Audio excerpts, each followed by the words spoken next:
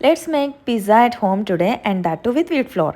So first అయితే 2 spoons sugar వేసుకొని అందులో డ్రై ఈస్ట్ ఉంటుంది. సో అదైతే 1.5 స్పూన్ వేసుకోవాలన్నమాట.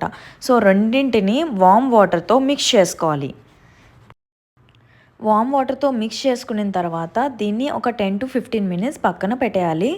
సో అప్పుడు ఇట్లా రెడీ అవుతుందన్నమాట. ఇందులో మనం కావాల్సినంత వీట్ ఫ్లోర్ అండ్ సాల్ట్ వేసుకొని బాగా మిక్స్ చేసి ఒక 10 మినిట్స్ పక్కన పెట్టి తర్వాత అందులో బబుల్స్ వస్తాయి అనమాట. సో అందులో బటర్ వేసుకొని మళ్ళీ మిక్స్ చేయాలి.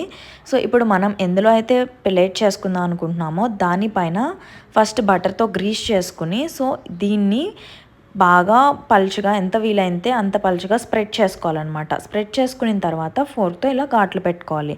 అండ్ దెన్ దానిపైన pizza or pasta sauce available ఉంటుంది. సో దాన్ని స్ప్రెడ్ చేసుకోవాలన్నమాట ఈ బేస్ పైన. సో సాస్ని బేస్ పైన అలా స్ప్రెడ్ చేసిన తర్వాత మనకి టాపింగ్స్ కోసం lots of cheese and veggies as per our wish. Veggies కాకుండా నాన్ వెజ్ తినాలనుకుంటే దానికి కూడా మన ఇష్టం వచ్చినవి మనం వేసుకోవచ్చు.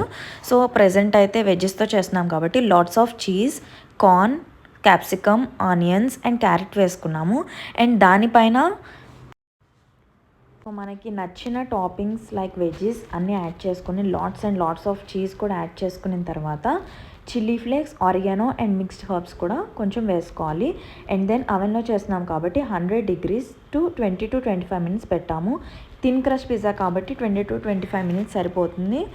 And this turned out super yum. ఇది చిన్నపిల్లల నుండి పెద్దవాళ్ళ వరకు ఎవరికైనా నచ్చేస్తుంది.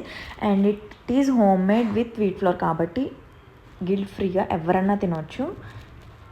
Try this and let me know in the comment section.